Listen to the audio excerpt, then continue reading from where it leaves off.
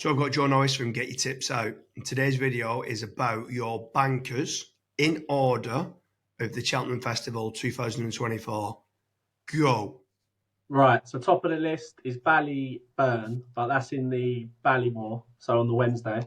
Then we've got Brighter Days Ahead, State Man, El Fabiolo, Lossy Mouth, Factophile, Galloping de Champ, Sergino, Dino Blue, Corbett's Cross, T Hoopu, Milella Indo. And that's in the order. Yeah. So my order is State Man, Lossy Mouth, El Fabiolo, Sergino, Yeah. Better Days Ahead, Brighter. Dino Blue.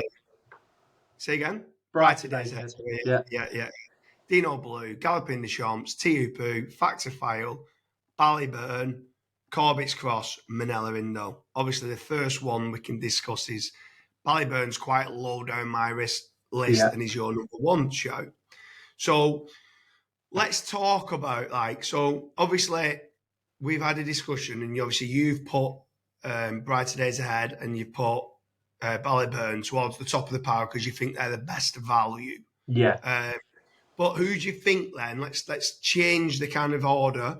Who do you think will be the most impressive winner? Doesn't mean the longest distance, but the most impressive winner of the festival. I know it's a tough one to say because you've got longer distance ones and horse who's out alongside it and stuff like that. But well, that's the thing.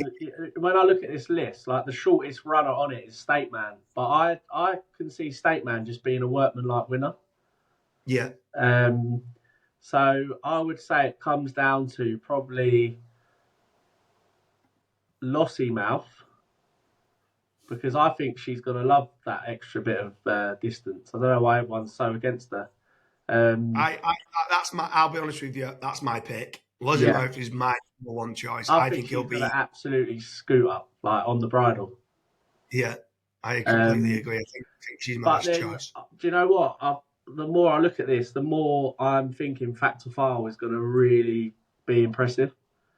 Like they think this horse they think he's a future Gold Cup horse. This horse, right? It's got like Stay Away Faye to beat. Now, Stay Away Faye might be there challenging, but I think he's just a bit one pace, and I could just see Factophile up the hill, just motoring up the hill, gone. Yeah. So I think he would have to be high on my list as well. Right. Okay. I'm going to back.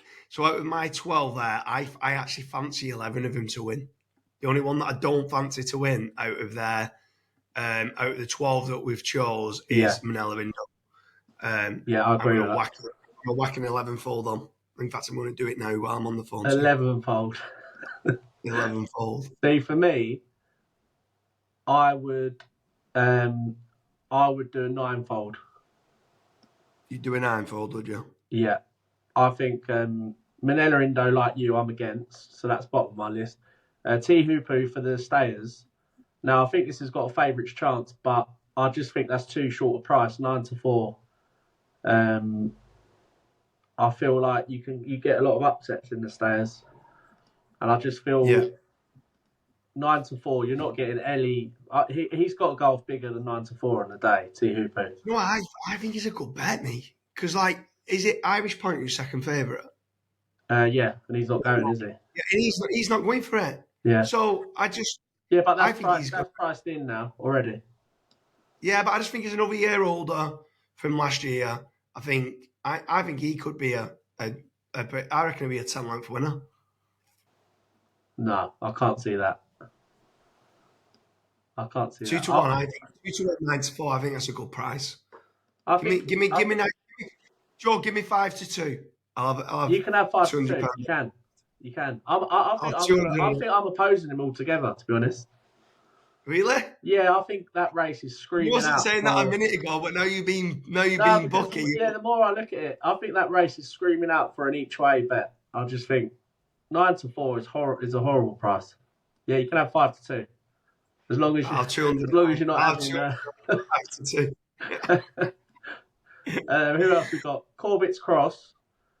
Yeah, I've always liked this horse. He obviously ran out at the festival last year.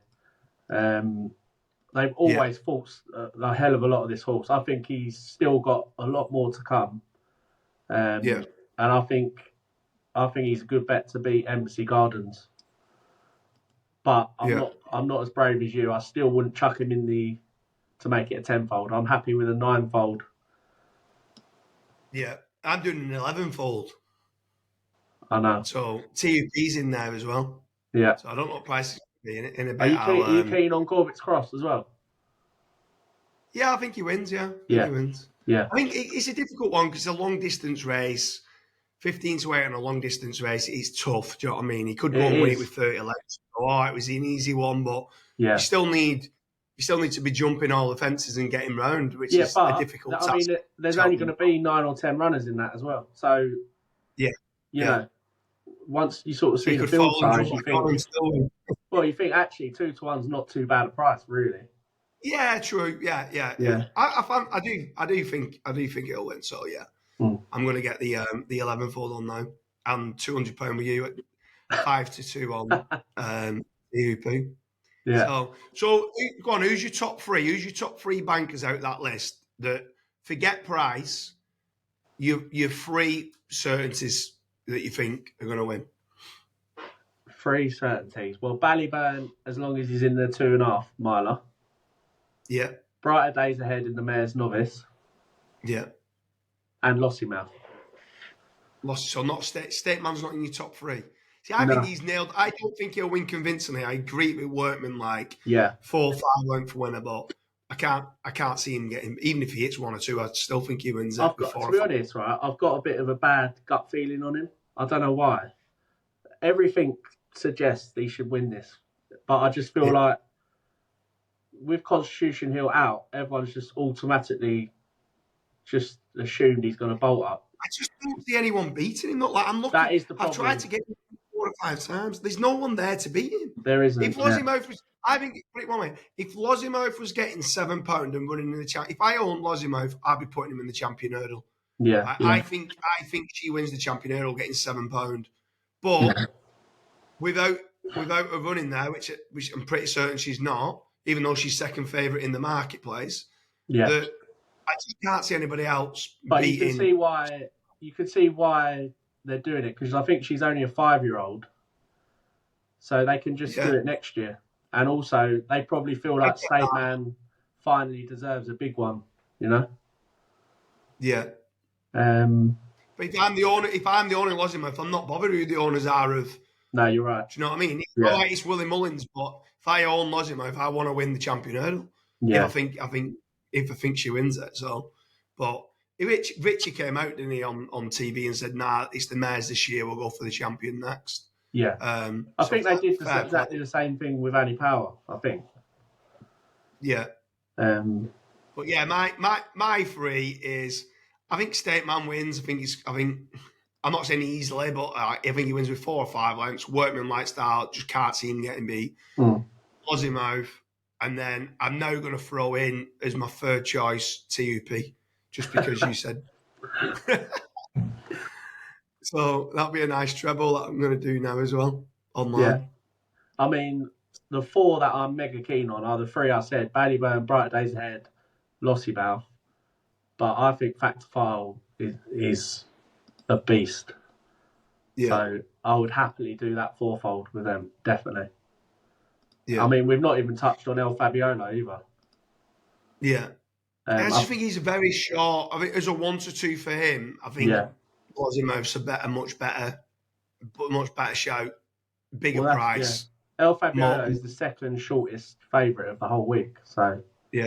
But again, much value there, but I don't. Yeah, I think there's no value, but I think they're running scared of him because he holds John Bon on form.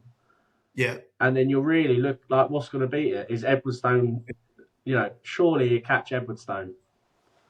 Yeah, they beat Edwardstone. Yeah, it's just whether John Bon can jump well and if it could be a good race if he jumps well and gets round. Do you know what I mean? So but if he does, then. They posted the other day, a video of him schooling at home and said, John Bon, lovely jumping.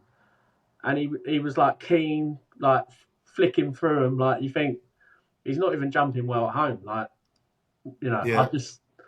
I think even if he jumps around well, when it comes to that final bit up the hill, El Fabiolo's just going to go away from him, I think. Yeah, potentially. Yeah. It's going to come Be down to interesting. whether El Fabiolo makes a mistake. That's really what it's going to revolve around, probably. Yeah. But yeah. So, all the viewers watching the video, what's your chances? Who do you think is going to be the most impressive winner at the Cheltenham Festival at 2024? Is there any that we've missed off that you think have got a much better chance at a bigger price? We just chose the 12 shortest price favourites. It's obviously very basic for us to go, oh, we think they're all going to win, stuff like that. But sometimes it's hard to kick out the favourite if they are that good. The only one I think personally, Manila Indo out of the 12 might get beat, so I'm going to put the 11-fold on. Joe doesn't have as big a balls; he's only doing a 9-fold. But let's see your thoughts. Leave a comment in the video section, in the comment section, and see who you think the most impressive winner will be at Cheltenham.